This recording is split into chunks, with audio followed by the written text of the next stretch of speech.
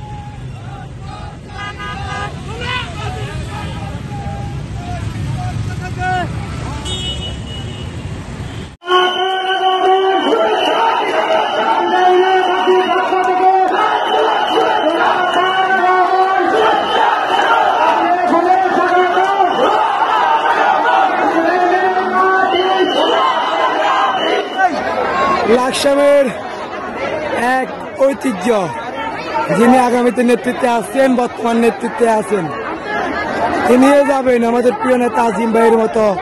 এইভাবে জনসাধারণ আমাদের মা বোনদের কাছে